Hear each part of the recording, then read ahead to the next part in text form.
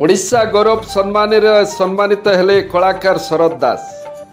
कलाकार जीवन एमिति से चलने चाहिए बाट उड़ी जाए, जीवाकू चाहिए जीवन रुसे आ मरवा चाहिए मरण लुचे। भोकर भोगल मध्य थाई दर्शकों मुहरे हस फुटाउथबा कलाकार जीवन में भरी रही अनेक जंत्रणा। ताली हेउ कि गाली, फूलमाड़ हेउ कि ढोलमाड़, सबकिछि नीरव सही जाए पांथशालार पथिकटी एपरी। असुमारी जीवन जंत्रणा ताहिटा परा और करुणार लोतकपूर्ण कहानी भितरे कलाकारटीए चाहिए सामाजिक और सरकारी स्वीकृति।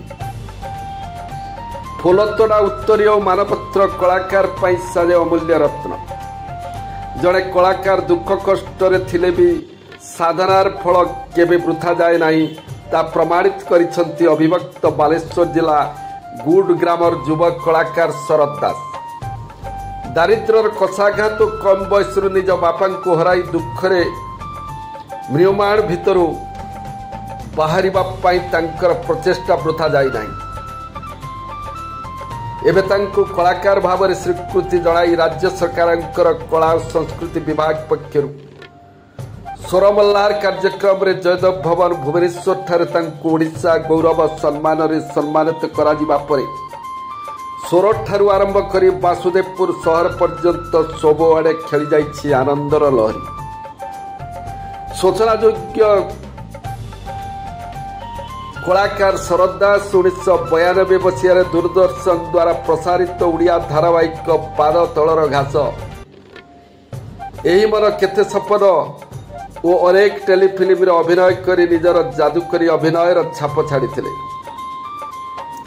कलागुरु तथा यात्रा निर्देशक तुषारकांत बेहरा प्रेरणार पाखापाखि 50 रु ऊर्ध्व मंच नाटक रे अभिनय करथिबा शरद दास निज परिवार प्रतिपोषण पाई महाराष्ट्र एक घरोई कंपानी रे कार्यरत थिले भी जारी रखिथिले निजर अभिनय।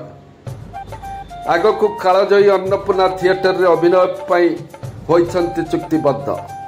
पत्नी सुजाता दास और तृतीय श्रेणी रे पढ़ुथिबा कुनी पुओ और सप्तम श्रेणी रे पढ़ुथिबा झीयकु नै सोनार संसार गढ़िथिबा शरद दास राज्य सरकार संस्कृति विभाग सहायता रे स्वरमल्लार पक्षर जयदेव भवन ठारे उड़ीसा गौरव सम्मान रे सम्मानित हेबा परे अभिभक्त बालेश्वर जिले में भरी जाइछि उत्साह और उद्दीपना।